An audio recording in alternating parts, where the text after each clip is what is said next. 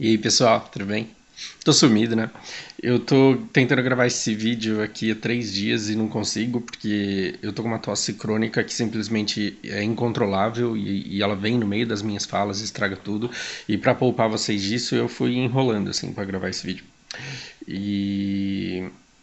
Sim, eu sou um velho teimoso desses desgraçados que merece morrer porque não vai no hospital por nada nesse mundo, que merece, assim, falecer por falta de se cuidar. Mas, ó, tô conseguindo respirar normalmente até. Que beleza. Então, o tema do vídeo de hoje é: você é um bosta? Você é um bosta? Ou você é um cara foda pra caralho? Mas eu vou diluir essa conversa pesada com uma conquista pessoal que tem grande valor pra mim, que pra você pode cagar pra isso, mas que pra mim tem um valor simbólico muito grande. Vocês vão presenciar aí o momento em que eu vou finalmente pegar o Guru 10, a gente vai encher uma garrafa d'água lá e vai pegar isso daqui junto. Isso daqui tem um valor de fato simbólico para mim muito grande, porque eu estipulei metas e eu projetei a conta muito cedo e eu vi que eu teria um longo caminho a trilhar. Então, quantos convites aí não foram feitos para brincar na arena, para fazer um determinado boss, ou para, sabe, quantos convites de roleplay eles foram negados porque eu queria chegar onde eu cheguei, e ainda mais quando eu fiquei sabendo que as maestrias chegariam. Aí a minha pressa para chegar nessa meta, para bater essa meta antes que as maestrias viessem, ela se tornou ainda mais urgente.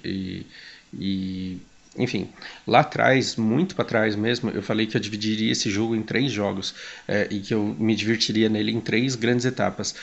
E hoje eu concluo a primeira. Ó, que emoção! Ah, vocês são fodas, vocês estão participando de um momento muito importante da minha vida. Exagero. Mas hoje eu encerro a primeira parte e nós temos duas outras que prometem muita diversão e que podem diversificar o conteúdo desse canal também. Eu acho que todo mundo ganha com isso. A primeira fase eu falei que eu estudaria o life skill e tentaria me preparar para explorar esse universo ao máximo, e que depois eu iria sim pro grind, e no grind eu escolheria a que classe eu me dedicaria no PVP. Dica, não vai ser o Musa. O Musa é legal para grindar, mas eu não vou querer fazer PVP com ele. Então passei aí as armas da caçadora pro Tete, estou empolgado com isso. Tem os acessórios de ataque também, não é só isso daqui de dano. Isso daqui é importante para mim quando eu vou entregar umas carroças e eu quero ter mais chances de sobreviver a um eventual ataque. Mas antes da gente encher a garrafa e sair assim, acendendo fogos, a pergunta que eu tenho para você é: você é um bosta? Ou você é um cara foda pra caralho? E isso te preocupa e você perde o sono por causa disso? E você perde o sono, a respeito do julgamento das pessoas, elas te veem como um bosta ou como um cara foda pra caralho. Então a gente vai resgatar vários vídeos aí que vocês que acompanham o conteúdo mais de perto talvez lembrem. A gente vai recapitular um vídeo lá atrás de grana, faça muita grana em grana, em que eu falei que eu, desculpa, não respondo os elogios de vocês porque eu simplesmente não sei como lidar com eles. E aí tem gente me questionando: pô, você não era o cara que não sabia lidar e agora fica agradecendo os elogios e todo envaidecido? E tem uma diferença muito grande, então eu quero explicar essa parte para vocês, ao mesmo tempo em que eu quero explicar determinados comportamentos aí para vocês que parece uma coisa meio nebulosa. Então vamos começar a nossa conversa. Você já reparou como a gente só tem 2 estágios de evolução, não importa qual seja a habilidade? Então não importa que habilidade você escolher desenvolver ao longo da sua vida, você só vai ter 2 categorias. Ou você é um bosta, ou você é um merda, ou você é um lixo, ou você é um cocô, ou então você é um cara foda pra caralho, ou você é mito. Mito. Mito era uma coisa muito comum, agora parece que mito virou ele tá tão grudado ali no Bolsonaro que as pessoas não usam mito pra. Não sei, eu tenho escutado menos isso.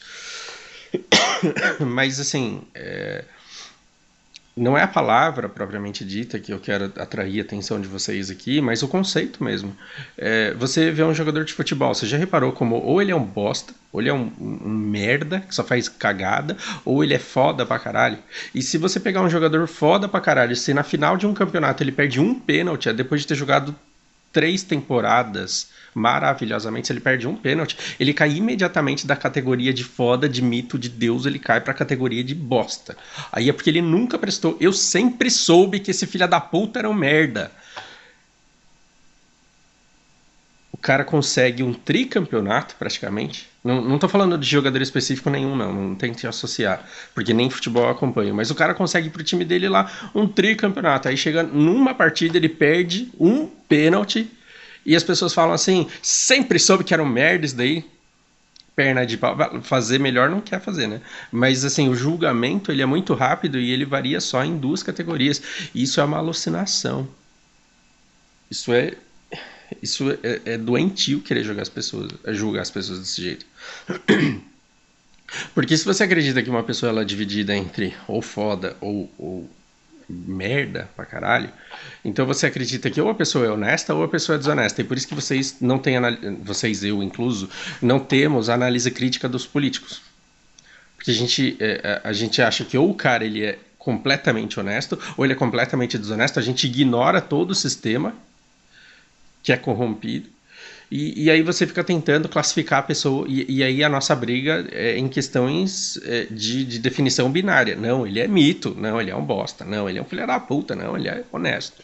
E não existe nada nesse meio, então a gente não se aprofunda no detalhe para saber exatamente como se comporta aquele político e o que é exatamente que a gente pode esperar dele. E você já reparou como todas as artes marciais, elas variam, assim, independente se é capoeira no Brasil ou se é qualquer outra arte marcial, todas elas têm um cordão, uma faixa que varia de cores aí, que começa geralmente da branca ou não, como é o caso da capoeira, mas ela começa em algum ponto e ela vai evoluindo.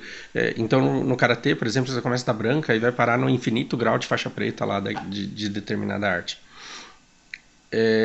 Então, quando você chega para um cara que pratica karatê, você percebe a faixa em que ele está e você vê o quanto ele já progrediu. E é claro que você vai ter uma variação de habilidade para cima ou para baixo dentro da faixa em que ele está, mas a performance ela é muito mais ligada ao estágio de evolução, ao estágio de progresso, ao invés de uma característica inerente, inata, que pertence, que veio com a pessoa já de nascença, dela ser boa ou ruim. É tudo resultado de treino, de desenvolvimento, de dedicação. De dedicação. Por exemplo, se ela vai para um final de um campeonato com o melhor do país, por exemplo, se um judoca ele vai combater o outro judoca que é o melhor do país, e ele toma um pau do melhor do país, ninguém no Japão, por exemplo, olha pro cara e fala, é um merda. Esse cara é um merda, porque ele perdeu lá pro mito. É lógico que o fodão lá, o mito, ia ganhar. Não. Os caras falam Aite Narimashita. Tipo, Aite é adversário. Ele conseguiu ser um bom adversário. Ou seja, ele ofereceu ao melhor do país combatividade. E isso tem valor. Isso tem valor. Houve uma geração que ficou durante anos seguidos dizendo que o Rubinho Barrichello era um merda, era um bosta, era um lento, só chegava atrasado. E é engraçado. E eu me divirto com isso até hoje, com as piadas que isso gera. Me divirto com isso até hoje. Mas quando você diz que o cara não presta, você diz muito mais sobre a sua falta de noção a respeito da qualificação técnica e profissional do Rubinho do que dele propriamente dito. Porque o Rubens Barrichello ele estava sempre muito próximo ao Schumacher. Ele manjava muito de carro e de regulagem de carro e ele sempre mantinha uma constante no tempo dele, o que é absurdamente raro para um piloto profissional. Então todo mundo que ficava aqui falando Rubinho, Petinello, se desse um Fiat para ele correr, ele não conseguiria fazer uma curva. Se bem que Fiat fazendo curva aí é culpa do carro. Se desse desculpa, eu me divirto sozinho. Se desse a Ferrari na mão do cara que chama o Rubens de Rubinho Petinello, se desse a Ferrari na mão do cara, ele morria no primeiro poste que ele encontrasse. Ele passava reto na primeira curva que ele encontrasse. Por quê? Porque ele não tem noção da qualidade profissional do cara. Por quê? Porque a gente tá nessa visão binária de ou o cara é o Ayrton Senna, ou o cara é um merda. E o Ayrton Senna, nos últimos campeonatos dele, ele tava tendo dificuldades ali de manter performance, ele tava chateado. Assim, foi uma das maiores perdas do nosso país em termos de representatividade, de competitividade em Fórmula 1. Mas eu não duvido que se o Ayrton Senna ele continuasse correndo e competindo, e se ele começasse a perder, tal qual o Rubinho estava perdendo, eu duvido que ele seria lembrado como a pessoa que ele é lembrada hoje. Seria uma pessoa que fracassou e que foi descoberta como alguém que, no fundo, era um bosta. A gente não consegue analisar a pessoa com profundidade, com a profundidade que cada indivíduo e que cada pessoa de fato tem. Isso é um absurdo. Então, quando eu comecei a fazer vídeos e eu vi que vocês ficavam com elogios do tipo, nossa, você é muito foda, você é muito foda. Eu olho pra isso e eu falo, cara, essa perspectiva de me achar foda, ela é tão alienada quanto o hater que chega aqui e fala que eu sou um merda, que eu sou um bosta. Por quê? Porque as duas perspectivas elas estão completamente erradas.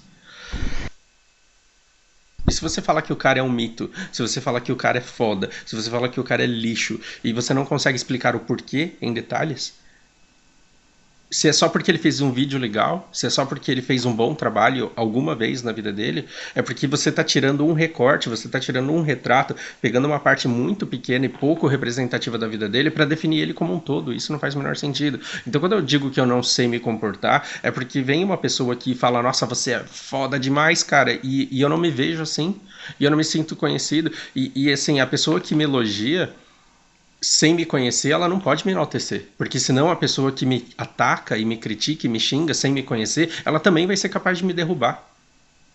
Entendem o que eu tô querendo dizer com isso? Eu não posso ficar feliz com alguém que me chama de foda, porque senão eu vou ficar triste com alguém que me chama de merda, sendo que as duas pessoas não me conhecem. Agora, quando chega uma pessoa e faz um depoimento aqui, e não é difícil não. Passando só para dizer que você mudou muito da minha forma, como eu pensava, sobre muitas coisas. De certa forma, você mudou a minha vida.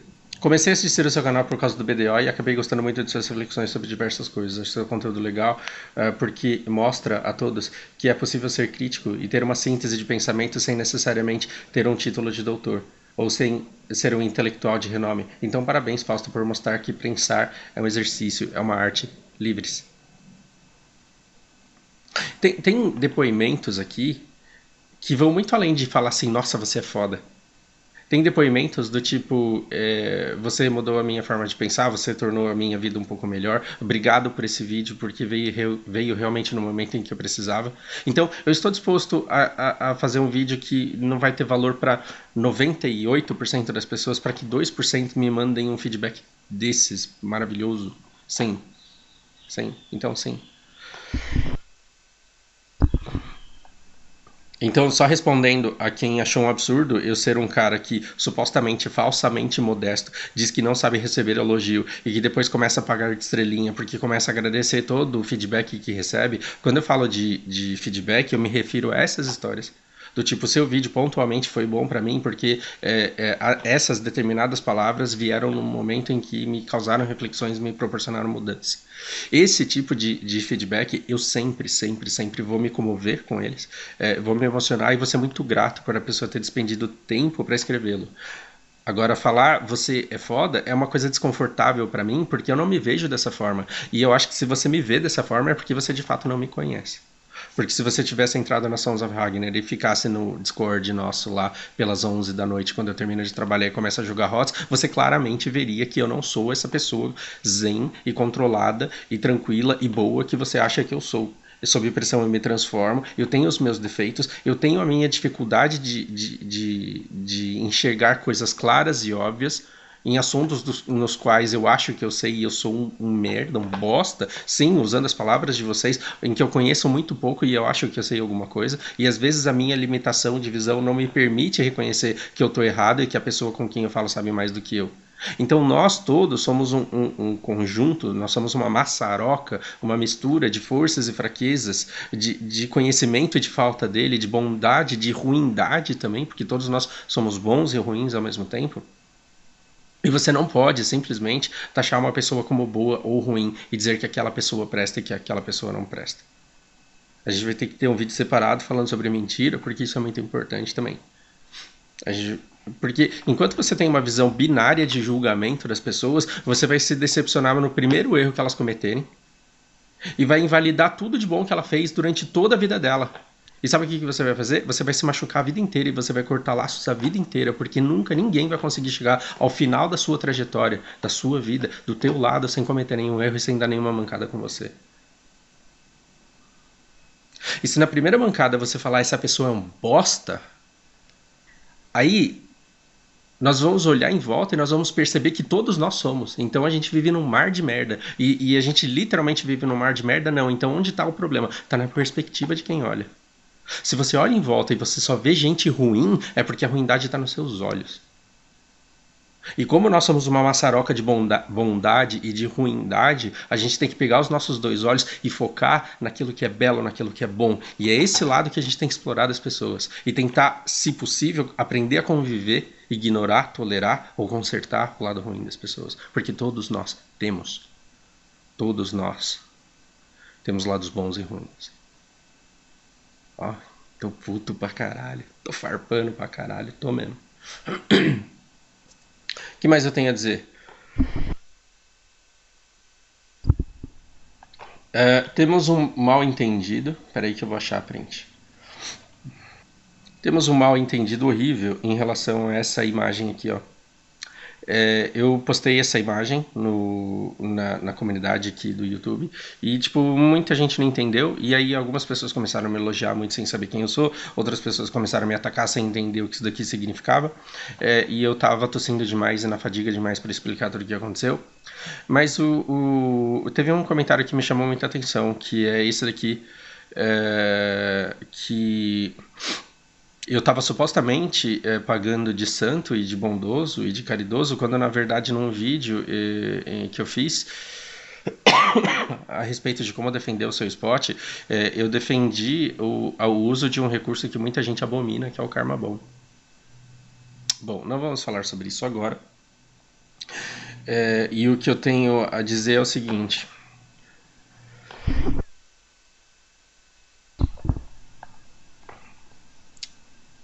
Eu acho que existe uma alienação muito grande das pessoas em relação ao que é bondade, o que é ruindade, e o que é jogo e o que é antijogo. A partir do momento que você está num jogo que tem determinadas regras, e quais são as determinadas regras? Você tem áreas seguras e áreas não seguras. Você tem PK aberto e você tem PK fechado. Você tem karma negativo, você tem karma positivo. Você tem condições de mandar guerra, você tem condições de conseguir proteção, você tem recursos para esconder o seu nome, você tem artifícios para exibir um nome escondido. O que o jogo nos dá são determinados conjuntos de funcionalidades que vão funcionar como regras do jogo. Como regras do jogo. A partir daí, a gente trabalha dentro das regras. A gente trabalha dentro das regras. Abrir o PK contra as regras? Não. Da KS contra a regra? Não. Karma Bomb é contra as regras do jogo? Não. Esse recurso existe, ele não é contra as regras do jogo. Acontece que, como esse jogo aqui ele é baseado em KK por hora, em quantidade de silver por hora, tá todo mundo tentando extrair o máximo de sua hora. Eu tô fazendo um negócio aqui que não me dá dinheiro nenhum, mas que depois me dá conforto. Tá todo mundo ali tentando extrair o máximo da sua hora. Então, criou-se uma ética, um comportamento, um compliance, a gente pode dizer, de pessoas que querem fazer o ambiente melhor para todo mundo. Então criou-se um respeito pelo primeiro que chega no spot. Criou-se um respeito pelo primeiro que começou a coletar. Criou-se um respeito por quem está passando com caravana cheio de caixas. Criou-se um respeito. Então, quanto mais pessoas seguirem esse comportamento, melhor para todo mundo? Sim. Você pode punir alguém que não seguiu esse comportamento? Não. Não. Então, remontando aí os primórdios dos jogos de fliperama, você pode ser legal e não entrar contra um jogador que está querendo jogar sozinho ali o Street Fighter dele. Você pode ser legal a esse ponto. Mas a partir do momento que você decidiu que você vai jogar contra ele, o cara não pode reclamar disso, ele não pode te impedir disso. Esse é o pecado. Então, eu tô dizendo que o cara foi... No meu post eu digo que o cara foi um arrombado? Não. Não. Então, o que aconteceu? Eu estava fazendo a minha rotação ali. O cara começou a entrar na minha rotação. A partir daí, eu vejo como é que eu vou reagir a isso. A partir daí, eu vejo como é que eu vou reagir a isso. E às vezes eu mudo de canal. Às vezes eu abro o PK, se eu tiver com o Gira, na hora eu vou abrir PK e eu vou dar uma brincada lá. E se eu tiver sem o meu Gear, eu vou abrir PK e vou deixar o cara me bater. Entende? Tem uma coisa engraçada, eu não acho o Karma Bomb imoral, mas eu entendo que ele é ético dentro de determinados ambientes, por exemplo, na minha guild. Então, quando eu entrei na guild e nós conversamos sobre Karma Bomb, os líderes da guild eles foram taxativos. Aqui não. A Sons of Ragnar não é uma guild que faz isso. Eu falei, então beleza. Então eu não dou o Karma Bomb. Mas eu não dou o Karma Bomb não é porque eu acho que isso é errado. Eu não acho isso um crime. Eu não acho que o jogador é perverso ou imoral quando ele comete esse tipo. Eu acho que ele é antiético. E como o não dar Karma Bomb é um pré-requisito, é um requisito da minha guild por questões de valores dela, eu me perguntei, eu estou disposto a seguir esses valores para poder viver em paz da minha guild? A minha resposta foi sim. Então Karma Bomb eu não dou. Entende? Fico puto e dou chilique com quem faz isso. Eu fico puto por questões de jogo. Da mesma maneira quando eu tomo um Hadouken na cara e tomo um Shoryuken na cara e fico tonto e o cara me arrebenta e ganha o round, nessa hora eu vou ficar puto. Por quê? Porque ele ganhou de mim no jogo. Ele ganhou de mim no jogo. Ele é um filho da puta na vida porque eu quebrei porque por algum motivo qualquer em que eu quebrei cristal e eu perdi nível de arma. Não, se eu perder nível de arma e se eu perder cristal foi por inabilidade minha de controlar o meu próprio karma. Então eu não vou ficar achando que o cara é um filho da puta e não vou tentar descobrir onde ele mora e quem é a mãe dele. Eu vou entender que eu caí no recurso do Karma Bomb. O recurso o qual eu não faço uso porque eu aceitei não fazê-lo dentro da minha guild. Vocês estão entendendo a diferença de moral e de ética? E vocês estão entendendo que esse comportamento não tem nada a ver com o cara ser bom ou ser mal, com ele ser filho da puta ou não ser filho da puta? Por isso que dói o coração, assim. A mesma pessoa que fala que já é tudo noob, a mesma raça que é extremamente preconceituosa sob pressão, jogando lá nervoso, se incomoda quando eu escuto qualquer pessoa sendo chamada de filho da puta por fazer uso de um recurso que é do jogo. Então, assim, se um cara abre precar em mim e faz eu quebrar vários Ks de caixas de Calphion, por exemplo, eu vou ficar puto porque eu perdi muita grana no jogo. Agora eu vou tentar descobrir quem que é a família desse cara para ir lá e fazer ele sofrer na vida real. Não, porque ele fez uso de um recurso que o jogo tinha e contra o qual eu deveria me precaver. Então, nada me deixa mais triste do que ficar escutando aquela guild só tem filho da puta, porque você que fala não sabe. Aquela guild só tem filha da puta é uma frase que condena quem diz. E não as pessoas da guild, porque quem diz isso não conhece as pessoas dessa guild profundamente ao ponto de saber se elas são pessoas boas ou pessoas ruins. E ela diz isso pela frustração de não conseguir lidar com o desempenho dos jogadores dentro do jogo. Evite ser essa pessoa. Evite ser essa pessoa e tente ser a pessoa que encontra o lado bom de cada um. E se você não consegue lidar com a atitude da pessoa dentro do jogo, se você não consegue lidar com o Hadouken, com o Shoryuken, se você não consegue lidar com o Karma Bomb, se você não consegue lidar com Killsteal, KS, se você não sabe lidar com isso, aprenda a lidar, porque o dia que você aprender a se defender, ninguém mais vai conseguir acertar esse golpe em você, e você terá se tornado um jogador melhor, uma pessoa mais forte e mais digna. Por que eu fico todo chiliquento no HOTS? Porque eu não consigo compensar noob no meu time. Só por isso. Só por isso. Por quê? Porque eu não sou um jogador bom o suficiente para carregar. Se eu fosse um jogador bom o suficiente para carregar, você acha que eu ia ficar dando chilique? Não, eu carregava e ganhava. Escute bem. Olha a posição de fragilidade em que eu estou me colocando para tentar deixar um ensinamento para vocês. Se eu fosse um jogador bom, se o meu nível fosse bom, superior, ao ponto de eu poder jogar como profissional, eu não ficaria dando chilique porque eu tenho jogadores que não fazem a parte deles no jogo. Eu compensaria a parte que eles não fazem no jogo e carregaria. Como eu não consigo carregar, o que eu faço? Eu fico dando chilique, eu fico puto, eu fico tóxico. O dia que você aprender a lidar com Karma Bomb, o dia que você aprender a lidar com Killsteal, o dia que você aprender a lidar com um cara chegando no seu spot de coleta e tentando tirar de lá, porque você consegue. Você tem dezenas, você tem centenas de outros spots numa outra dezena de canais. Você não vai tiltar porque a sua produtividade foi arruinada por causa de um filho da puta que chegou ali, porque você tem todo um mapa para explorar, você tem inúmeros canais, inúmeras diferentes opções de gerar dinheiro, o mesmo dinheiro que você se planejou para conseguir naquele tempo. Eu lembro até hoje, no meu primeiro emprego, engenheiro, esqueci o nome do engenheiro agora, Juan.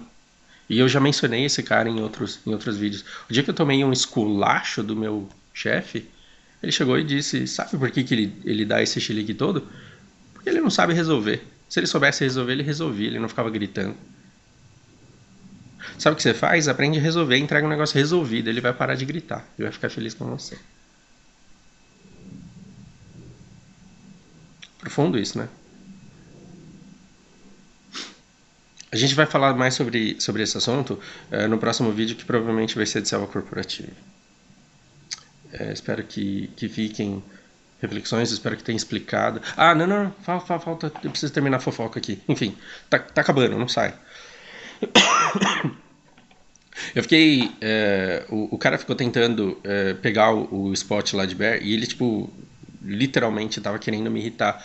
E no meu vídeo, naquele primeiro vídeo sobre defender o seu spot, eu digo pra vocês: você tem que descobrir o que a pessoa quer e você tem que negar aquilo que a pessoa quer. E o que o cara queria? Ele queria que eu tiltasse. E eu vi que ele queria que eu tiltasse. Não. Aí eu desequipei a minha enxada e toda vez que ele começava a coletar com a enxada, eu poderia ter aberto o PK e ficar dando um tirinho de flecha toda vez que ele iniciasse a coleta? Poderia. Eu desequipei a enxada e fiquei seguindo ele no spot e era uma coisa muito engraçada, porque toda vez que ele começava a coletar com a enxada, eu coletava 100. Porque se você coleta 100, você coleta mais rápido do que com a enxada. E aí o que acontecia? Eu cancelava a animação dele. E aí eu ficava olhando pra cara dele, esperando ele ir pro próximo ponto. Quando ele ia pro próximo... E assim, eu ficava... Cara, não digitava, eu também não digitava, a gente ficava olhando pra cara do outro. E aí, quando ele andava pra próxima moita, ele começava a coletar de enxada, eu ia lá sem enxada e cancelava a animação dele. O cara começou a ficar possesso. E aí eu falei, cara, se você quer o spot, tipo, manda um oi. Não precisa tentar fazer ou passar raiva. Mas essa foi a minha reação naquele momento. Porque eu percebi que ele queria me tiltar e a melhor maneira de eu ganhar dele era não tiltando. Eu falei, você quer ficar com o spot? Fica com o spot aí, não tem problema. E aí o cara começou aquele desabafo todo. Ah, eu tava em outro lugar e alguém fez essa mesma coisa comigo. Então eu não tenho culpa. E aí ele se cagou inteiro, né? Aí ele se cagou inteiro. E aí o que eu mandei pra ele foi, não é porque um cara é um arrombado com você que você tem que ser com um outro. A maneira de lidar com alguém sendo arrombado com você não é passando esse comportamento pra frente. Senão alguém vai te dar uma porrada aqui, você vai dar uma porrada em alguém, por quê? Porque, não, eu não tenho culpa, porque o cara ali me bateu. Esse é um pensamento burro. Esse é um pensamento burro. Se um cara te dá uma porrada aqui e você não consegue bater nele, você tem que pelo menos aprender a não apanhar de novo. Não apanhar de novo. Então, assim, se um cara toma o seu spot, você tem que parar e pensar, eu tenho condições de recuperar esse spot desse cara? Não. Já que não, eu tenho conhecimento do jogo para conseguir gerar a mesma quantidade de recursos em outros canais ou em outros lugares do mapa com outras opções. Porque um cara, ele tava num canal. Tomaram o spot dele. Ele mudou de canal, eu já tava lá. Então, na cabeça dele, como ele só tem um spot dentro desse jogo e só sabe fazer uma coisa, essas duas pessoas tinham arruinado a vida dele porque ele ia ter que esperar mais 15 minutos para mudar de canal de novo. Quando, na verdade, se ele conhecesse 200 outros spots de coleta, ele não teria esse problema. Então, não é passando a dor para frente que você vai se curar da sua. Se alguém falar mal de você, não é falando mal de outra pessoa para uma terceira pessoa que você vai lidar com a sua dor. Eu tô misturando um monte de gente, um monte de histórias e tô falando nesse tom porque realmente eu tô puto hoje. Enfim, não se sinta no direito de ser filha da puta só porque foram filha da puta com você. Era isso que eu queria dizer com aquela foto que eu deixei ali na comunidade que foi muito mal interpretada. Aprenda a se defender da filha da putagem, esse é o primeiro passo. Aí você vai deixar de sofrer por isso. Se você deixar de sofrer por isso e não passa essa dor pra frente, cara, você já se tornou um ser humano muito melhor. Reflita. Ah, cara.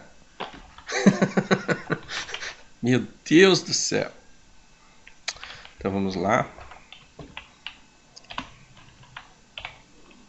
Vou pegar esse trajezinho aqui. E vocês vão participar desse momento feliz da minha vida. Que é eu vou pegar Guru 10 de coleta. E por que esse Guru 10 de coleta ele é super importante? Não é super importante, ele só vai me dar um buff a mais quando chegarem as maestrias. Então você tem buffs assim, a cada nível, e é muito fácil você chegar profissional, 10, 20 trimestre, 10, 20, 30.